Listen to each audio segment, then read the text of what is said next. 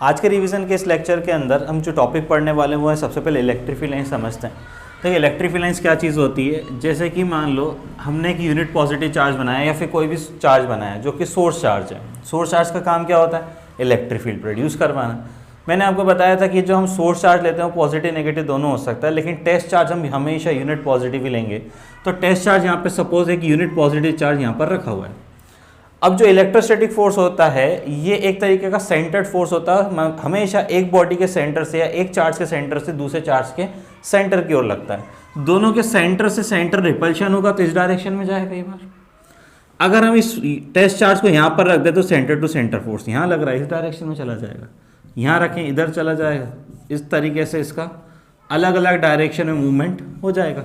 ठीक है, अलग अलग डायरेक्शन में मूवमेंट हो गया तो इस तरीके जो मूवमेंट से इमेजनरी लाइन बन रही है। जैसे कि मान लो कोई यूनिट पॉजिटिव चार्ज इस तरह से पाथ फॉलो करते हुए जाएगा तो ये लाइन बनेगी थोड़ी ना, ये तो हमने इमेजनरी कॉन्सेप्ट पेन और पेपर से बनाया। ठीक है, एक्चुअली में ऐसा दिखाई नहीं देता है, बस ये एक इमेजनरी कॉन्सेप्ट है। तो लाइन्स भी कैसी हैं, इमेजनरी लाइन्स है। So the imaginary lines followed by unit positive charge inside the electric field. Electric field के अंदर यूनिट पॉजिटिव चार्ज जो पाथ फॉलो करते हुए जाता है उसे हम क्या कह देंगे, इलेक्ट्रिक फील्ड लाइन्स कह देते हैं। पॉजिटिव चार्ज से देखा कैसी बनी, आउटवर्ड बनी। हम देखते हैं नेगेटिव चार्ज के लिए बना लेते हैं। नेगेटिव चार्ज से थोड़ा सा दूर रखते हैं हम किसी यूनिट पॉजिटिव चार्ज को, क्योंकि दोनों के बीच में अट्रैक्शन होता है। अगर हम पास में रख दें तो छोटी सी इलेक्ट्रिक फील्ड लाइन्स बनेगी, क्लियरली विजिबल नहीं होगी हमें। तो यहाँ पे अगर हमने यूनिट पॉजिटिव चार्ज को रखा तो वो तो अट्रैक्ट होगा और इसी डायरेक्शन में होगा, अंदर की तरफ आएगा। यहाँ पर रखेंगे अट्रैक्ट होगा, अंदर की तरफ आएगा। यहाँ पर रखेंगे अट्रैक्ट होगा, अंदर की तरफ। तो आप देख सकते हो टेस्ट चार्ज जो है हमेशा यूनिट पॉजिटिव है, जो इनसाइड या फिर हम कह सकते हैं नेगेटिव चार्ज की तरफ क्या हो रहा है, अट्रैक्ट हो रहा है। अगर नेगेटिव चार्ज की तरफ अट्रैक्ट हो रहा है तो आप देख सकते हो electric field lines negative charge के लिए इनसाइड बनी अंदर की तरफ और पॉजिटिव चार्ज के लिए आउटसाइड बनी। तो रटने वाली कोई बात ही नहीं है, सिर्फ और सिर्फ समझना है क्या कि इलेक्ट्रिक फील्ड लाइन्स कैसे बनाना है हमें। टेस्ट चार्ज को क्या मान लो, हमेशा यूनिट पॉजिटिव, और यूनिट पॉजिटिव चार्ज जो पाथ फॉलो करते हुए आगे बढ़ेगा वही क्या कहलाएगी, हमारी इलेक्ट्रिक फील्ड लाइन्स कहलाएगी। अब हम एक काम करते हैं और सिस्टम ऑफ चार्जेस को लेते हैं, जैसे कि पॉजिटिव पॉजिटिव या negative negative negative positive charge को लेते हैं, उनके लिए इलेक्ट्रिक फील्ड लाइन्स बना कर देखते हैं। जैसे हमने दो चार्जेस लिए, दोनों पॉजिटिव है, दोनों पॉजिटिव हैं, तो एक कोई टेस्ट चार्ज यहाँ पर रखा हुआ है। अब यहाँ पर क्या हो रहा है, केवल इससे ये पहले वाले चार्ज की वजह से रिपल्शन मिलेगा, इसका तो बहुत दूर है, इफेक्ट लगेगा ही नहीं। तो हमने देखा कि ये इस तरीके का पाथ फॉलो करते हुए बाहर चला जाता है। इधर वाले इस तरह से सीधे सीधे चले जाते हैं, उनको कोई इफेक्ट ही नहीं पड़ता क्योंकि बहुत दूर है ये। इधर वाला भी ऐसा चला जाता है। अब सपोज यहाँ पे कोई चार्ज है इस तरह से, तो सेंटर टू सेंटर फोर्स तो इसी डायरेक्शन में लगना चाहिए था, आगे बढ़ना चाहिए था सीधे सीधे। लेकिन जैसे ही इस पहले वाले चार्ज से वो रिपल्शन के कारण आगे बढ़ता है, उससे ये दूसरे चार्ज का रिपल्शन भी मिलने लग जाता है। और जब दो रिपल्शन एक साथ काम करते हैं तो इन दोनों की वजह से जो रिपल्शन होता है उसकी नेट डायरेक्शन जो होती है वो कहीं थर्ड डायरेक्शन में आ जाती है। तो इस तरह से ये चार्ज फॉलो जाता नहीं है, इस तरह से ऊपर की तरफ चला जाएगा। ठीक है, यहाँ पे देखिए, यहाँ पे कोई चार्ज रखा हो तो इस तरीके का पाथ फॉलो करते ऊपर चला जाएगा, इधर नीचे यूँ। इसके बीच में कोई चार्ज हो तो ये पाथ फॉलो करता हुआ आगे चला जाता है। इधर भी देखा जाए तो यही पाथ फॉलो करता हुआ कोई आगे बढ़ा,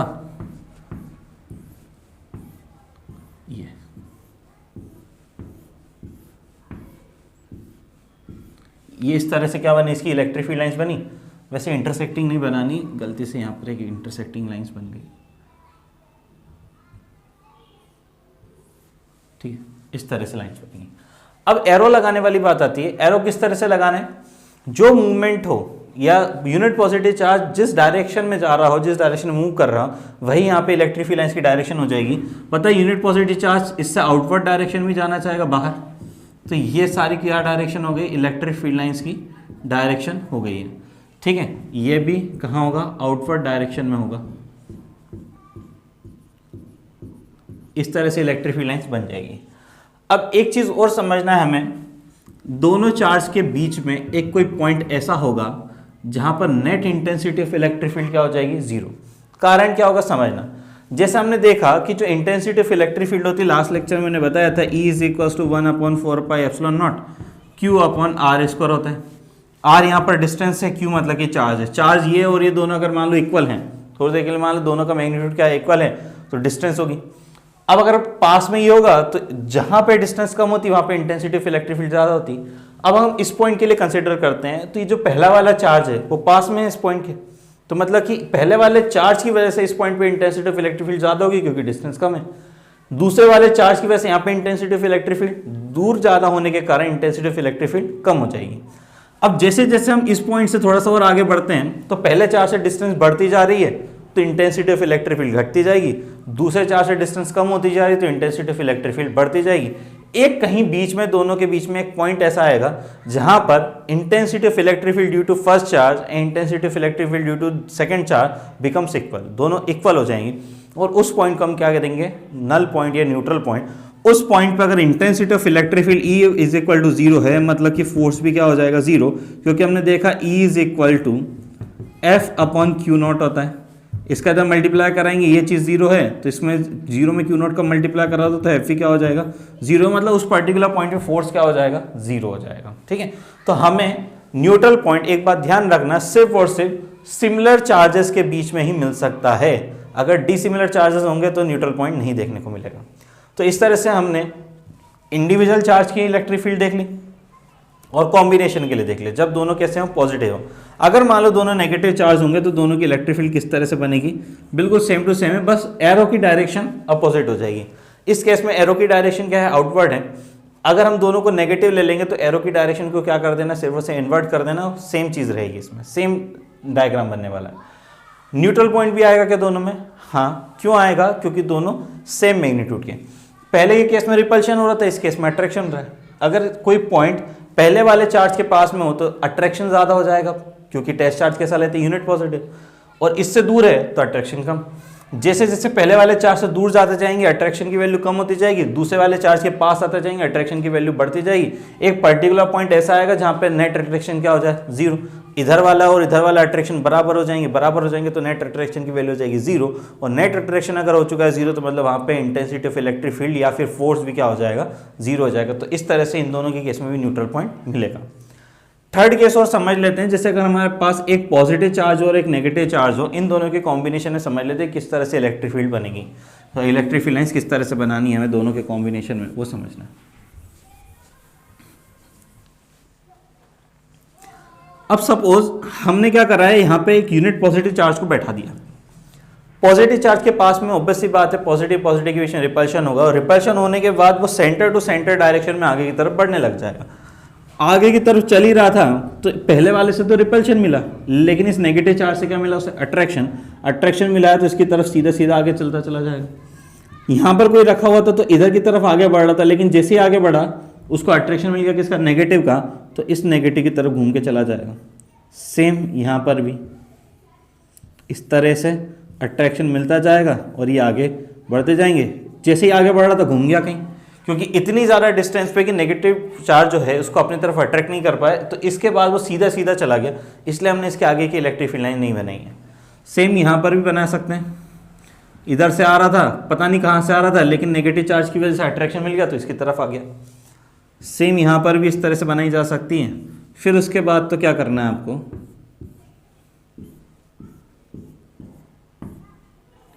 अब एरो कहाँ बनाएंगे, इससे पॉजिटिव चार्ज हमेशा दूर जाने की कोशिश करेगा पॉजिटिव से, तो इससे बनेगी आउटवर्ड डायरेक्शन में और इससे बनेगी इनवर्ड डायरेक्शन में, क्योंकि पॉजिटिव चार्ज हमेशा इसके पास आना चाहेगा, इससे अट्रैक्ट होना चाहेगा, इसलिए नेगेटिव चार्ज के लिए इलेक्ट्रिक फील्ड लाइंस की जो डायरेक्शन होती है वो हमेशा इनवर्ड होती है। तो इस तरह से हमने अलग अलग कॉम्बिनेशन के लिए इलेक्ट्रिक फील्ड लाइंस बनाना सीख ली कि अगर इंडिविजुअल चार्ज हो, पॉजिटिव हो, नेगेटिव हो, या फिर कॉम्बिनेशन में हो, जैसे कि पॉजिटिव पॉजिटिव का कॉम्बिनेशन हो, नेगेटिव नेगेटिव हो, या फिर पॉजिटिव नेगेटिव का कॉम्बिनेशन हो, तो किस तरह से बन रही। इसमें बताइए कहीं पर भी क्या ऐसा कोई पॉइंट ऑब्टेन हो सकता है कि जहाँ पे net intensity of electric field या नेट फोर्स 0 नहीं हो सकता। कारण समझना, अगर हम इस पर्टिकुलर पॉइंट की बात करते हैं, यहाँ पर क्या हो रहा है कि पॉजिटिव चार्ज ने तो रिपल किया, लेकिन इस नेगेटिव चार्ज ने अभी भी क्या कर रहा है, वो अट्रैक्ट कर रहा है। तो फोर्स अट्रैक्शन इधर की डायरेक्शन में लगेगा और रिपल्शन फोर्स भी इसी डायरेक्शन लगेगा। दोनों की डायरेक्शन सेम, तो दोनों अपोज कर ही नहीं रहे एक दूसरे को। अगर दोनों एक दूसरे को अपोज नहीं कर रहे हैं तो बताइए कि यहाँ पे नेट फोर्स जीरो हो सकता है क्या? बिल्कुल नहीं हो सकता, क्योंकि यहाँ पे तो दोनों ही फोर्स सपोर्टिंग फोर्स है, अपोजिंग फोर्स नहीं है नेचर में। इस तरह से जब डिसिमिलर चार्जेस प्रेजेंट हो, अनलाइक चार्जेस प्रेजेंट हो, तो उनकी इलेक्ट्रिक फील्ड लाइन में कहीं पर भी हमें न्यूट्रल पॉइंट नहीं देखने को मिलेगा। इसके बाद हमें कुछ प्रॉपर्टीज देखनी इलेक्ट्रिक फील्ड लाइंस की। तो properties of electric field lines next topic है, properties of electric field lines, उनकी प्रॉपर्टी देख लेते हैं। जैसे हमने बताया था कि पॉजिटिव चार्ज के लिए इलेक्ट्रिक फील्ड लाइंस देखो ऐसी कुछ बन रही थी, ये अब इनकी डायरेक्शन आउटवर्ड थी, मतलब ये क्या है, एक तरीके का पाथ है followed by unit positive charge. Unit positive charge जो पाथ फॉलो करते जाएगा वो है। तो क्या कभी ऐसा हो सकता है कि यहाँ से कोई यूनिट पॉजिटिव चार्ज रिपल्शन के कारण दूर गया हो और ऑटोमेटिकली विदाउट एनी रीजन वापस घूम के इसके पास आ गया? हो ही नहीं सकता। जब घूम के वापस से ये नहीं आएगा तो कभी क्लोज होगा ही नहीं। क्लोज नहीं होगा तो कैसा कर्व बनाएगा? ये पहली बात ओपन, और ओपन है, और दूसरी बात ये कि कंटिन्यूस है। कंटिन्यूस मतलब कि ऐसा नहीं हो सकता कि यहाँ तक चला, बीच में ब्रेक हो गया, फिर यहाँ से चलना स्टार्ट कर दिया सडनली एकदम से आके, ऐसा नहीं हो सकता। मतलब क्या होगा कि कंटिन्यूएशन में ये पाथ उसको मिलेगा। सो इट पहली प्रॉपर्टी होगी it is an close and continuous curve, ठीक है। दूसरी चीज़ साथ साथ ये भी कि इमेजिनरी लाइंस होती हैं, एक्चुअली में ऐसा होता नहीं है, सब मन से मानी हुई चीज़ें इमेजिनरी लाइंस है। तो पहली प्रॉपर्टी हो गई। नेक्स्ट प्रॉपर्टी है कि जैसे मान लो कर्व्ड कोई इलेक्ट्रिक फील्ड लाइन बन रही है, तो अगर हमें इसके किसी एक पर्टिकुलर पॉइंट पे इंटेंसिटी ऑफ इलेक्ट्रिक फील्ड की डायरेक्शन पता करनी, क्या कह रहा हूँ, इंटेंसिटी ऑफ इलेक्ट्रिक फील्ड की डायरेक्शन, तो इसकी डायरेक्शन होगी यहाँ पर इस तरीके से, क्या कि हम यहाँ पर टेंजेंट बनाएंगे। So tangent at any point on the electric field lines give the direction of electric field intensity at that point.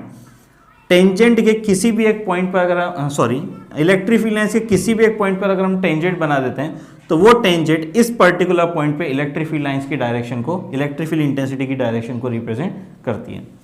Next जो ये पॉइंट है कि two electric field lines can never intersect each other. क्यों नहीं कर सकते, इसका कारण समझना। जैसे मान लो एक कोई चार्ज है, यूनिट पॉजिटिव चार्ज, इस पाथ से फॉलो करते हुए आ रहा था, यहाँ पर आया, फिर उसके बाद यहाँ पर जब आ गया तो दो पाथ उससे दिख रहे हैं कि नहीं दिख रहे हैं, तो वो कंफ्यूज होगा कि यहाँ जाए यहाँ से जाए, और जबकि ऐसा हो नहीं सकता कि अगर मान लो यहाँ पर कोई सोर्स चार्ज प्रेजेंट था, उसने स्ट्रेस चार्ज को इस पर्टिकुलर डायरेक्शन में आगे मूव करा दिया है, तो किसी भी पर्टिकुलर एक पॉइंट पर जाकर उसके पास दो अवेलेबल पाथ नहीं होंगे। आप यूं मान के चलो इस पाथ को हटा दो, अब यहाँ से जैसे आगे बढ़ा तो इसके पास क्या दो पाथ आ जाएंगे क्या?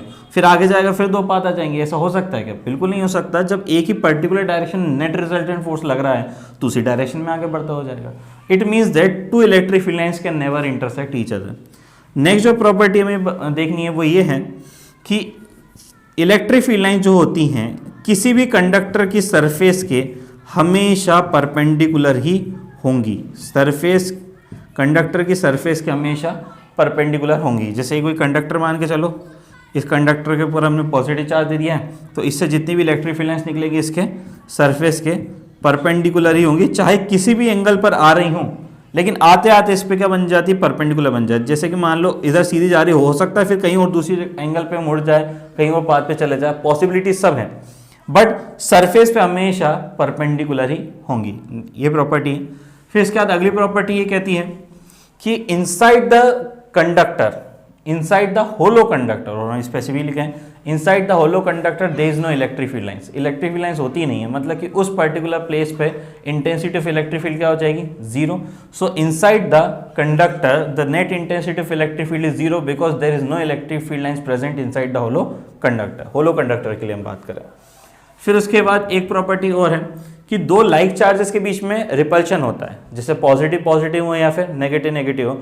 सो there is a repulsion between the two like charges, therefore the electric field lines exert lateral pressure between them. मतलब कि जैसे कि ये पॉजिटिव चार्ज है, ठीक है, आगे भी कोई पॉजिटिव चार्ज होगा, यहाँ पे भी कोई पॉजिटिव चार्ज है, तो क्या करती हैं एक दूसरे पे, ये इधर की साइड ये इधर की साइड लेटरल प्रेशर लगाने की कोशिश करती हैं, इधर की डायरेक्शन आगे बढ़ रही थी लेकिन लेटरल प्रेशर लगाती है तो इस तरह से आगे बढ़ती हुई चली जाएंगी, ठीक है।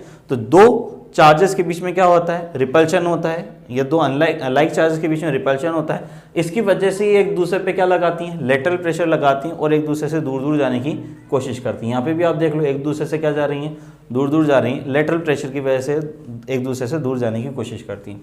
अनलाइक चार्जेस देख लो, जैसे एक पॉजिटिव एक नेगेटिव है, यहाँ पर देखा क्या हुआ, पहले तो दूर दूर जा रही थी, फिर उसके बाद अनलाइक चार्जेस के बीच में अट्रैक्शन हुआ, इसकी वजह से एक दूसरे से पास पास आने की कोशिश कर रही हैं। So due to the attraction between the unlike charges electric field lines contract होती है, सिकुड़ने की कोशिश करती हैं, एक पर्टिकुलर पॉइंट पे कन्वर्ज हो जाती हैं, ठीक है। तो ये सारी प्रॉपर्टी थी हमारी इलेक्ट्रिक फील्ड लाइंस की। नेक्स्ट जो टॉपिक हमें समझना है वो है इलेक्ट्रिक डायपोल। देखिए डाई का मतलब होता है दो, और पोल्स क्रिएट हो रहे हैं। यहाँ पे पोल्स किस तरह से क्रिएट हो रहे हैं, जैसे कि पॉजिटिव चार्ज हो गया, नेगेटिव चार्ज हो गया, तो ये दो डिफरेंट पोल्स हैं। तो इलेक्ट्रिक डायपोल को किस तरह से डिफाइन किया गया है कि जैसे हमारे पास दो चार्जेस हैं, इक्वल और अनलाइक चार्जेस प्रेजेंट हो और एक दूसरे से स्मॉल डिस्टेंस पर अगर प्रेजेंट हो, तो इस तरह बने सिस्टम को हम क्या कहते हैं, इलेक्ट्रिक डायपोल कहा जाता है। एक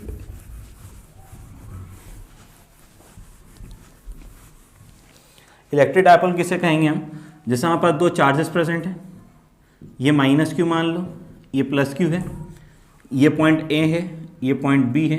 तो इस तरह से बने सिस्टम को, मतलब कि दोनों दो चार्ज होने चाहिए, दोनों का मैग्नीट्यूड इक्वल हो बट दोनों डिसिमिलर प्रॉपर्टीज़ के हों, एक पॉजिटिव हो तो दूसरा नेगेटिव हो। इस तरह बने सिस्टम को हम क्या कहते हैं, इलेक्ट्रिक डायपोल कहते हैं। इसमें कुछ खास बातें हैं कि दोनों का जो मिड पॉइंट होता है उसको ओ से रिप्रेजेंट करते हैं, and O is known as centre of the electric dipole. क्या कहा जाएगा इसको, सेंटर। और साथ ही साथ दोनों के बीच की जो डिस्टेंस है उसे 2a बोलेंगे, और 2a is called as length of the electric dipole. मतलब ओ तो हो गया इसका सेंटर और 2a हो चुका है इसकी length of the electric dipole. तो इस तरीके से इसमें कहानी है। फिर इसके बाद अगला टॉपिक जो हमें पढ़ना है इसके अंदर, that is electric dipole movement.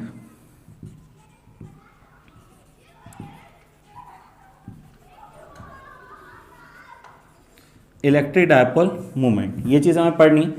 क्या होता है इलेक्ट्रिक डायपोल मूवमेंट, देखो किस तरह से डिफाइन किया, स्मॉल पीसेस को रिप्रेजेंट करते हैं और दोनों में से भी किसी भी एक चार्ज को ले लो और दोनों के बीच की डिस्टेंस, इन दोनों के मल्टीप्लीकेशन को हम क्या कहते हैं, इलेक्ट्रिक डायपोल मूवमेंट। इसे पी से रिप्रेजेंट करेंगे।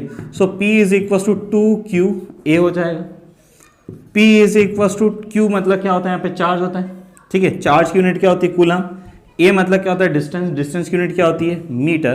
तो electric dipole movement P is equal to हो जाएगा कूलम मीटर, ये इसकी यूनिट है। फॉर्मूला हो जाएगा 2qa, where 2 is 2, q is known as charge और a इज नॉन एज यहाँ पे जो डिस्टेंस है वो कूलम मीटर। इसका डायमेंशन फॉर्मूला भी देख लेते हैं। जो कूलम है इसके लिए डायमेंशन फॉर्मूला 80 होता है, डिस्टेंस मीटर के लिए L हो जाएगा, तो इसको अरेंज कर लेते हैं। तो LTA भी लिखा जा सकता है। फिर L is length, T is time and A is known as ampere, मतलब कि करंट की ये जो डायमेंशन फार्मूला A इस्तेमाल करेंगे। तो इस तरह से इलेक्ट्रिक डायपोल का हमने डायमेंशन फार्मूला भी देख लिया, यूनिट भी देख लिया और इसका फार्मूला भी देख लिया। इसके बाद के जो टॉपिक है that is the intensity of electric dipole eight axial position and equatorial position, हम नेक्स्ट वीडियो में कवर करने वाले हैं।